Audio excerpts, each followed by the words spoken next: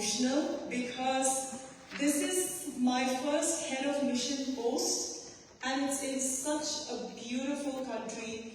And here I am in Mahatma Gandhi Hall, who has been my life role model. Even as a child, I used to read about him. I used to read even about his weaknesses and how he overcame them, and that he could even do public speaking in the beginning as a young barrister.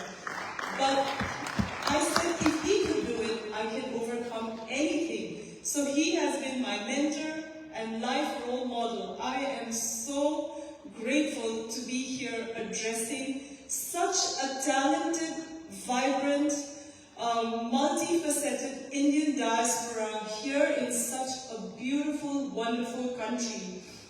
And when I read about your activities, because I was coming here, I went to your website, I read about it, and I read about the journey, how your forebears came in 1920s, in the early 1900s, and then the NZICA forebears started the foundations of this. And what a long journey it has been. And your website has curated painstakingly how the early Indians stepped foot in New Zealand to make it their home. And I have followed the depth of commitment and the many impressive activities that NZICA has organized over the years, many with the High Commission and now with the Consulate General.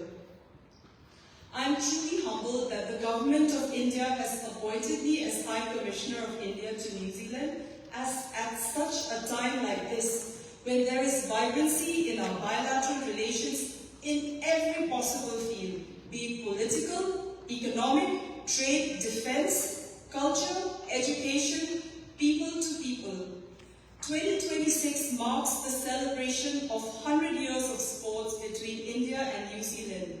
I can only imagine attending a match in Auckland's Eden Park 100 years ago during the memorable tour of the Indian Army hockey team with the legendary Dhyan Chand. And very soon we will be welcoming our Honourable Prime Minister to New Zealand. And for that I will seek your full support. You will be aware of how India is focused on engagement with the vibrant, talented and versatile Indian community around the world.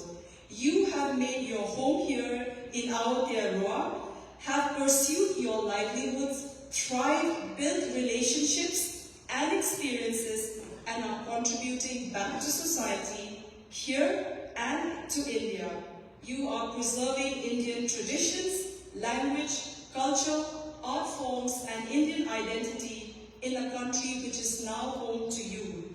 And as I could hear from the President and NZICA, you're building connections including with the youth, and that is truly commendable. The first impression that people from New Zealand have of India would be through their interactions with you. The Indian community in 2026 is vastly different in its influence from the Indian community in 1926.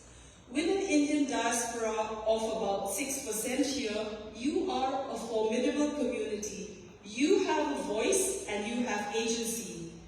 Also, the India of 2026 is no longer the India of 1926.